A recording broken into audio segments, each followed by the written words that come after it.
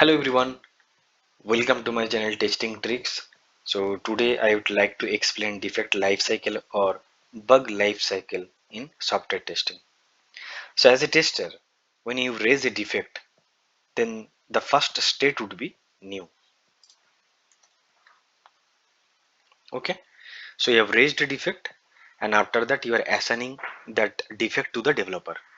Okay, so now developer will check that particular defect, that whether it is a valid defect or invalid defect.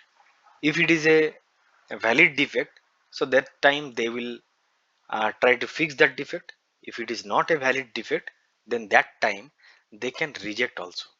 Okay, so when they will start investigating that particular defect, then that time they will change the state from new to open state.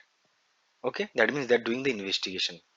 Okay, but after investigation they can understand that it's not a valid defect which you have raised, so then that time they can directly reject also.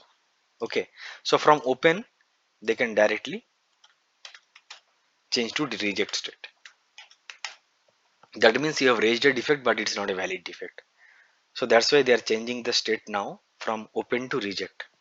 Okay, now suppose if it is a valid defect but they don't have much time to fix, but it's not a major defect, but due to some time constraint of the release they don't want to fix this particular defect as of now, so they want to fix it in the next release. So then that time they can change the state from open to deferred state. Okay, so if it is a valid defect but they don't have much time to fix it, so they'll fix it in the next release, then that time they can change the state from open to deferred state. And the defect which you have raised, that particular defect is not a valid defect, in that case they can change the state from open to reject.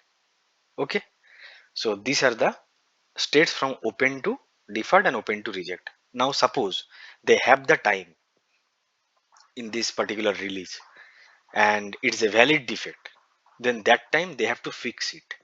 So when they will change their code or when they are trying to fix that particular defect, means they are actively working on that defect. So in that time they will change the state from open to active. That means they are working on that particular defect. Okay, so now this particular defect has been fixed by them and now they are changing the state from active to resolve, and they will assign back to you as you have raised that particular defect. So that's why they will fix it, and after fixing they'll change the state from active to resolve and they'll assign back to you. Okay, so right now it is in a resolve state. That means from development side everything is done. Now as a testing team or as a tester you have to check that particular defect whether it is working as expected or not. Okay, so for that, if it is working as expected, then that time you can change the state from resolve to close by giving a proper comment that yes, I have checked this particular defect in this environment with this build number and it is now working as expected, so I am closing this defect. Okay, and after that you can change the state from resolve to close. But if it is not working after fixing also, then that time you can reopen the defect and you can assign back to the developer once again. Okay, so you can reopen also. So from resolve state you can either close it or either you can reopen it. If you are reopening it, then that time you have to assign the same developer who has fixed that particular defect. Okay, and you can change the state from resolve to reopen, and if it is working as expected, then that time you can directly close the defect. Okay, so these are the standard defect states we are following. Okay, but one I would like to highlight another point here, that these are the not a fixed state. Different company are following different states. Okay, but it is a standard state. These are the standard states or defect life cycle you are following. But it depends on the configuration. If your company is configuring some different states, then that will be also correct based on your organization. Okay, so it's not necessary that you'll get this same state in your organization. It's vary actually. Okay, it varies company to company.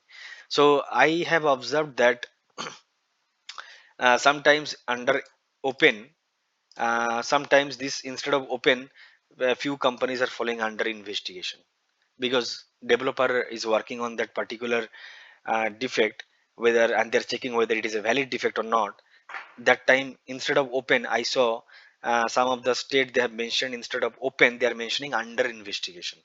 Okay, and another thing is resolve. So when they have fixed that particular defect, so that time instead of putting resolve, they have mentioned implemented. That means that fixing part is done. Okay, so it varies. Okay, so it's not necessary that open state will be there. Maybe your company is following under investigation state, and instead of resolve, maybe they'll follow implemented state. So how they are configuring internally, that depends on the company, how they are configuring the states.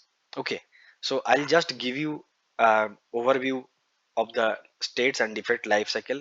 Most probably it will be same in most of the companies, but few companies they are following some different standards and different states, but overall it will be same.